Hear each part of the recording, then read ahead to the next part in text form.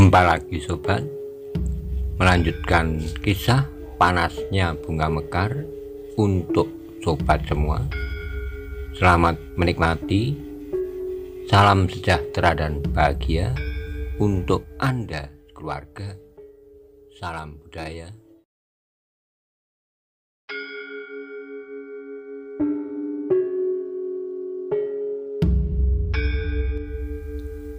Pada episode sebelumnya dikisahkan ketika Maisa Bungalan dan Makerti sedang menginap di rumah Ki Buyut, tiba-tiba tempat itu diserang oleh ilmu sirep yang sangat kuat. Dan ternyata ilmu sirep itu disebarkan oleh guru Gemakwerdi. Mereka ingin mengetahui bagaimana tingkat ilmu Maisa Bungalan. Maisa Bungalan pun pura-pura tidak mendengar ketika dipanggil, sehingga gurunya mengira Maisa Bungalan tidak dapat melawan ilmu sirep itu. Kemudian guru Gemakwerdi dan Gemakwerdi meninggalkan tempat itu kembali ke perguruannya. Bagaimana kisah selanjutnya? Simak bersama-sama. Kedua orang di dalam bilik itu rasa-rasanya telah membeku. Ki Makerti mengerti maksud Maisa Bungalan agar dalam bilik itu tidak terdengar suara apapun. Bahkan sejenak kemudian Maisa Bungalan yang duduk sambil memegang tangan Ki Makerti telah mengatur pernapasannya sehingga suaranya teratur seperti orang yang sedang tidur nyenyak. Benarnya lah bahwa di luar rumah Ki Buyut dua orang telah berdiri di peringgitan. Mereka berusaha untuk mengetahui apakah seisi rumah itu sudah tertidur lelap. Sulit untuk mengerti, desis salah seorang dari mereka. Mereka berada di dalam bilik yang berada di ruang dalam. Yang seorang dari keduanya adalah Gemakwerdi. Ternyata ia tidak berhasil menguasai tubuhnya seperti gurunya. Langkahnya pun masih terdengar berdesir di atas lantai. Sementara suaranya pun bergetar sampai ke telinga Maisa Bungalan yang sangat tajam. Tetapi aku tidak mendengar suara apapun, guru. Maisa Bungalan mengangguk kecil, sementara Ki Makerti yang juga mendengar, meskipun hanya desis lambat, mengangguk pula. Tapi tidak seorang pun yang dapat menolak ilmuku, berkata guru Gemakwerdi. Lalu apakah yang akan kita kerjakan? Bertanya Gemakwerdi. Sebenarnya aku ingin tahu pasti apakah anak muda yang kau sebut sombong itu mampu menahan ilmuku. Bagaimana cara yang akan guru tempuh? Panggil anak itu, jika ia masih kuat bertahan, ia tentu akan keluar dari biliknya. Sejenak Gemakwerdi termangu-mangu, dipandanginya pintu rumah Ki Buyut yang tertutup sehingga mereka hanya dapat berdiri di peringgitan. Sejenak kemudian maka Gemakwerdi itu pun berdesis. Paman Makerti, Paman Makerti, jangan takut, berteriaklah. Tapi kenapa Makerti yang kau panggil? Jika anak itu ada bersama Paman Makerti, maka ia tentu akan keluar juga dari dalam biliknya. Sebut namanya. Aku ragu-ragu apakah nama itu adalah nama sebenarnya. Guru Gemakwerdi termangu-mangu, namun kemudian katanya, berteriaklah, tidak akan ada orang yang mendengar. Gemakwerdi pun kemudian memanggil semakin keras. Dalam pada itu Makerti yang berada di dalam bilik bersama Maisa Bungalan menjadi termangu-mangu. Ia mendengar Gemakwerdi memanggilnya, tetapi setiap kali Maisa Bungalan selalu menggeleng untuk menahan agar Makerti tidak bergerak. Akhirnya Makerti mengerti maksud Maisa Bungalan. Biarlah gurunya dan Gemakwerdi menganggap bahwa mereka berdua telah tertidur nyenyak. Gemakwerdi masih mengulangi beberapa kali memanggil Makerti, namun sama sekali tak ada seorang pun yang menyaut dari dalam. Mereka tentu sudah tertidur nyenyak, berkata Gemakwerdi. Apakah kita akan memecah pintu dan masuk ke dalam? Untuk apa? Bertanya gurunya. Bukankah guru ingin menjajaki kemampuan anak muda itu? Bukankah aku sudah melakukannya? Ia tidak mampu melawan ilmuku. Ternyata bahwa pengetahuannya tidak terlalu tinggi. Mungkin ia memiliki kekuatan jasmaniah yang besar. Tetapi itu tidak akan berarti apa-apa melawan ilmuku. Jadi, apakah maksud guru seterusnya? Aku akan kembali ke padepokan. Jadi hanya begini, bertanya Gemawarsi. Lalu apa lagi? Aku sudah mengetahui tingkat ilmunya, itu sudah cukup bagiku. Tapi ia sudah menghinaku, guru, menghina perguruanku. Apakah kita akan membiarkannya menganggap bahwa perguruan kita tidak berarti apa-apa? Gurunya termangu-mangu sejenak, kemudian katanya, seperti perhitunganku, mereka besok akan meneruskan perjalanan ke padepokan. Aku akan menemuinya dan melihat sikapnya selanjutnya. Tentu ada sebabnya mengapa Makerti justru memihak kepada anak muda itu. Gemawardi menjadi tegang, tapi ia tidak dapat memaksa gurunya untuk berbuat sesuatu. Marilah, ajak gurunya. Kita sudah mengetahui kemampuan anak itu. Gemawardi menjadi kecewa, ia ingin membuat Maisa Bungalan jera. Tapi gurunya tidak mau bertindak lebih jauh daripada sekedar menjajaki kemampuan anak muda itu. Karena itu dengan wajah yang buram, ia mengikuti gurunya meninggalkan pendopo rumah Ki Buyut. Namun ia masih mencoba mengajak gurunya sekali lagi. Guru, tapi apakah kita tidak membuktikan bahwa keduanya memang ada di sini? Mungkin kedua ekor kuda itu bukan milik Paman Makerti dan anak muda itu. Aku yakin, Gemawardi, jawab gurunya. Tentu Makerti dan anak muda itulah yang datang dan menginap di sini. Seandainya kau masih ragu-ragu, maka besok jika mereka sudah berada di padepokan kita, akan dapat bertanya kepada mereka. Dan kita membiarkan perguruan kita dihinakannya, gumam Gemawardi. Tapi gurunya tidak menghiraukannya lagi. Ia pun kemudian menuju kegelapan dan mengambil kudanya yang diikat di luar regol halaman rumah Ki Buyut. Gemawardi tidak dapat menanya lagi. Ia pun kemudian meloncat ke punggung kudanya ketika gurunya telah melakukannya. Jenak kemudian maka kedua ekor kuda itu pun telah berderap dalam kegelapan. Tapi tidak seorang pun yang tinggal di sekitar rumah Ki Buyut mendengarnya, karena mereka semuanya sedang tertidur nyenyak. Sepeninggal Gemawardi dan gurunya, maka Maisa Bungalan pun menarik napas dalam-dalam. Dilepaskannya tangan Makerti sambil berkata, pengaruh ilmu itu tentu akan mengendur.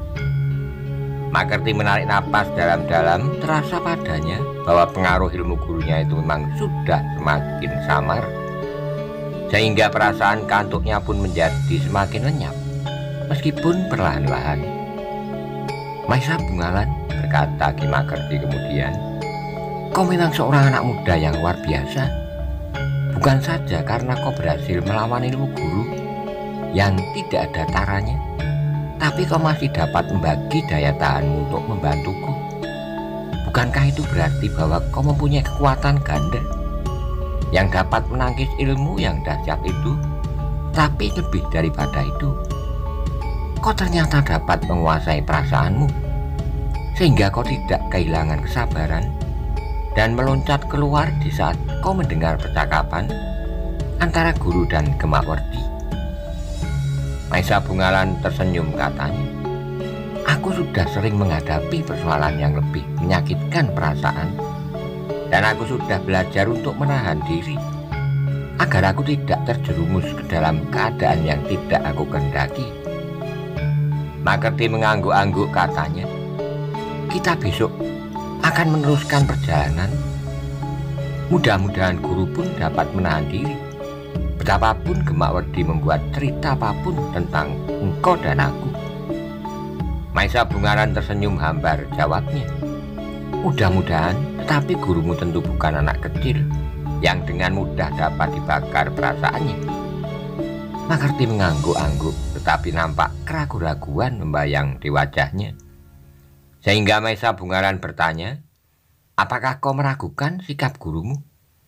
Sejenak Makerti termenung, kemudian perlahan-lahan ia menyaut, sifat guru sulit untuk diketahui. Ia kadang seorang yang sabar dan mengerti perasaan yang keadaan orang lain. Tetapi kadang-kadang ia seorang pemarah dan tiba-tiba saja memusuhi seseorang tanpa sebab.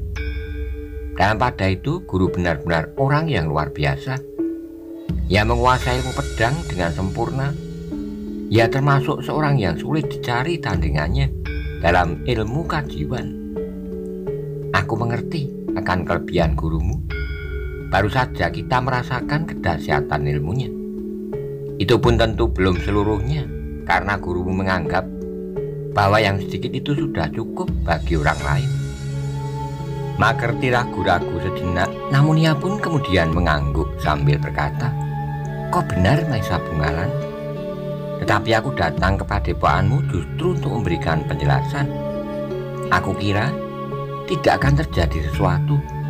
Gurumu akan mendengarkan penjelasan kita, sebab kita pun tidak akan berani berbuat sesuatu terhadapnya selain memberikan keterangan. Makerti mengangguk-angguk. Ia sudah melihat betapa Maesa Bungaran dapat menahan hati dalam keadaan yang panas sekalipun. Karena itu, maka keduanya tanpa mengganggu Ki Buyut yang masih tertidur nyenyak, segera membaringkan diri pula di pembaringan. Sejenak mereka masih dihanyutkan oleh angan-angan masing-masing tentang Gemakwerdi dan gurunya. Namun sejenak kemudian keduanya pun telah tertidur pula dengan nyenyak, meskipun bukan karena pengaruh sirup. Pagi-pagi benar keduanya telah terbangun dan mempersiapkan diri. Ki Buyut dan keluarganya telah menjamu mereka dengan makan pagi pula seperti biasanya. Kemudian melepas mereka berdua pergi dengan iringan mengantar mereka sampai ke Regol. Ki Buyut orang yang sangat baik, desis Maesa Bungaran. Ya, ia orang baik terhadap siapapun juga. Bukan hanya aku dan Gemakwerdi yang diperkenankan menginap di rumahnya atau di Banjar Pedukuhannya, tapi setiap orang yang memerlukan penginapan, maka pintu rumahnya atau Banjar Pedukuhannya selalu terbuka. Bahkan seperti yang kita alami, mereka pun mendapatkan jamuan seperlunya. Maesa Bungaran mengangguk-angguk sementara kudanya berpacu semakin lama semakin cepat menuju ke padepokan Gemakwerdi, yang juga disebut Padepokan Kenanga. Karena di padepokan itu terdapat banyak pohon bunga kenanga yang jika sedang berbunga, baunya yang harus memenuhi seluruh padepokan. Bahkan kadang-kadang dibawa angin sampai ke pedukuhan terdekat. Perjalanan kita tidak lagi jauh perjalanan di hari pertama, berkata Makerti. Sebelum tengah hari kita sudah berada di jalan lurus ke padepokan itu. Maksudmu dengan jalan lurus? Bertanya Maesa Bungaran. Dari padukuhan terakhir telah dibuat sebuah jalan yang panjang menuju ke padepokan itu, yang merupakan sebuah bulak yang panjang pula. Maesa Bungaran mengangguk-angguk, katanya, tentu jalan yang dilindungi oleh bayangan pepohonan di sebelah menyebelah jalan. Ya, apakah kau pernah mengunjungi padepokan itu? Maesa Bungaran menggeleng, jawabnya. Belum, aku belum pernah pergi ke padepokan itu. Aku hanya berangan-angan saja. Makerti mengangguk-angguk. Memang banyak terdapat jalan semacam itu. Jalan yang sejuk dilindungi oleh bayangan pepohonan yang rimbun. Kuda mereka berdua pun berpacu menyusuri jalan panjang, kadang-kadang di tengah-tengah bulak, namun kemudian menyusup padukuhan yang tersebar di antara sawah yang terbentang luas. Seperti pulau-pulau berwarna hijau di antara kuningnya bulir padi yang menjadi semakin tua dan semakin runduk. Padukuhan itu adalah padukuhan terakhir, berkata Makerti. Maesa Bungaran mengerutkan keningnya. Di luar sadarnya ia mengangkat wajahnya, memandang matahari yang hampir mencapai puncak langit. Tapi seperti yang dikatakan oleh Makerti, maka sebelum matahari tegak di atas kepala, Mereka telah berada di ujung jalan menuju ke Pedukuhan Kenanga. "Jalan ini panjang sekali," berkata Maesa Bungalan. "Sebenarnya juga tidak begitu panjang, tapi karena jarak antara pedukuhan ini dengan Padepokan Kenanga hanya diantarai oleh satu bulak saja, maka nampaknya bulak ini menjadi sangat panjang." Maesa Bungalan mengangguk-angguk ketika mereka masuki jalan panjang itu. Terasa jantungnya mulai berdebar-debar. Namun demikian Maesa Bungalan tetap berharap bahwa kedatangannya tidak menumbuhkan salah paham dengan Guru Gemakwerdi. Makerti adalah saksi yang dapat memberikan penjelasan tentang apa yang telah terjadi. Meskipun nampaknya Gemakwerdi adalah muridnya yang terdekat, tapi Makerti adalah muridnya pula, yang tentu juga akan didengar keterangannya, berkata Maesa Bungalan dalam hatinya. Namun demikian ketika mereka mulai mendekati regol Padepokan itu, maka debar jantung Maesa Bungalan memang terasa semakin cepat. Bahkan Makerti pun menjadi berdebar-debar, tubuhnya berkeringat dan sikapnya menjadi sangat gelisah. "Kita sudah sampai," desis Makerti. Ketika mereka sudah berada beberapa langkah dari pintu gerbang yang terbuka lebar. Dalam pada itu, seorang telah menyampaikan laporan kehadiran dua orang memasuki regol Padepokan kepada Gemakwerdi dan gurunya. "Mereka sudah datang, Guru," berkata Gemakwerdi. "Bukankah perhitungan kita hampir tepat?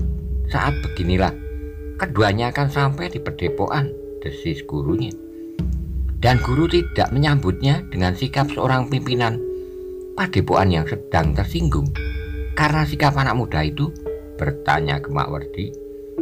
"Sudah aku katakan, aku memang akan memberinya sedikit pelajaran, tetapi kesalahan yang dilakukan oleh anak muda itu bukanlah karena kesengajaan menghina Padepokan ini.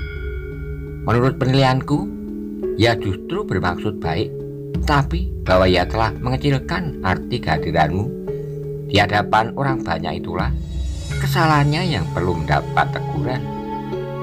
Dan aku akan meyakinkan anak itu bahwa bagi Padepokan ini ia tidak berarti apa-apa. Ia harus tahu bahwa ilmunya masih harus mendapat banyak peringkatan agar ia pantas menegurmu di hadapan orang banyak. Apa yang akan guru lakukan? Meyakinkan bahwa ilmunya masih sangat kecil dibandingkan dengan ilmu dari Padepokan ini, jawab gurunya. "Guru akan turun sendiri." Gurunya tertawa, katanya. "Apakah kau rela aku turun menghadapi anak muda itu?" Gemakwerdi termangu-mangu. "Dengan demikian berarti bahwa akulah yang telah merendahkan diri dan merendahkan harga diri Padepokan ini. Jadi maksud guru, saudara seperguruanmu, anak gadisku sendiri yang akan menunjukkan kepada anak muda yang datang itu bahwa bagi perguruan ini ia bukan apa-apa. Justru anakku adalah seorang gadis." Gemakwerdi menarik napas dalam-dalam, namun nampak kegelisahan membayang di wajahnya yang basah oleh keringat. "Kenapa bukan orang lain, Guru? Siapa yang kau maksud? Di sini muridku hanya dua orang. Yang satu adalah kau sendiri. Apakah kau ingin mencoba mengalahkannya?" Wajah Gemakwerdi menjadi merah. "Sudah, jangan cemas. Ilmunya lebih lengkap dari ilmumu. Ia adalah anakku yang menyadap ilmu sejak ia mulai dapat berjalan. Meskipun umurnya lebih muda dari umurmu, tetapi masa bergurunya jauh lebih panjang dari waktu yang kau pergunakan." Gemakwerdi menundukkan kepalanya. Ia mengakui bahwa gadis itu memiliki ilmu yang jauh lebih tinggi dan dari ilmunya.